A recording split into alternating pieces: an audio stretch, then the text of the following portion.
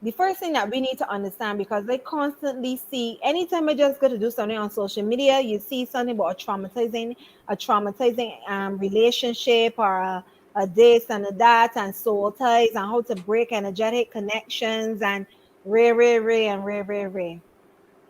The first thing we got to understand is that people that we choose are a reflection of us based off of where we are on our journey at that time.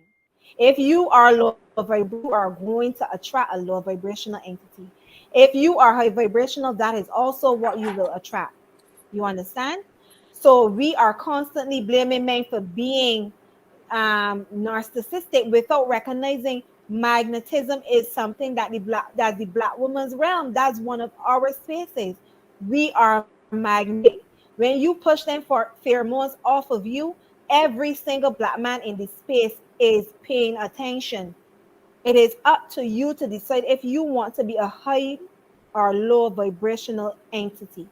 And if you are on a low vibrational entity, having that low vibrational experience, that is what you will attract, and you will enjoy it up to some point. Mm-hmm. Because trust me, you would often hear people say it was a traumatizing experience, but the sex was good. Yes.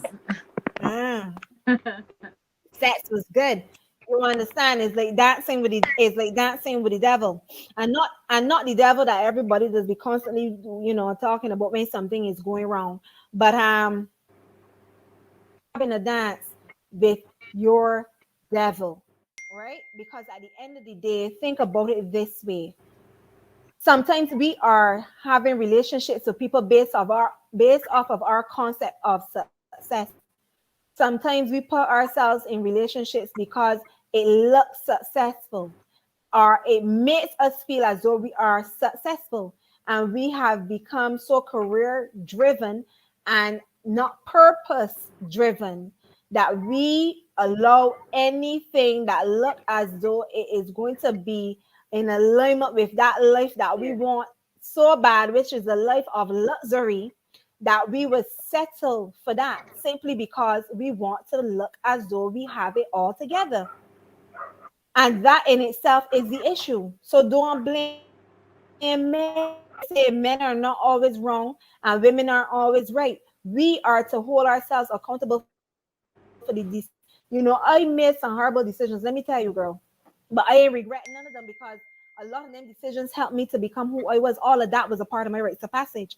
All of that was a part of me becoming who I was supposed to be. Me missing that version of me missing that mirror image, made me understand that it was important for me to go through that, so that I know what I look like on a low vibrational frequency, so that when I having a high vibrational experience, I get to decide and choose if I want to maintain this high vibrational liberty or not. Mm-hmm. I have that power and authority. Women, like I say, are the people who create the law. Men just uphold it. So if you allow a man to come into your space and behave a specific way, he will, because you are giving him access to you to do that. But if you say here and no further, and you draw that line, and that line is your line, then you don't need to go over it to meet him. If you are willing to raise your vibrational frequency and he is willing to do the same, he can meet you above there. But don't think that a traumatic relationship is all the man's fault. It is your fault first, because who are you? Where are you going? What are you thinking about? Why is he even in your space? I have met sisters who I was wondering, like, why it seemed like every single time you always in a relationship with somebody that mad. But when I think about it and I pay attention, no, ain't them, it's you. Them ain't the problem. You Yeah. is the problem. You like this. You like this, and you have not yet gotten to that stage where you want to take accountability for that. So you yourself, and we need to check these strings too, because sometimes I'd be wondering, like, you art with this. I mean, like, oh, see, what happening here? You understand?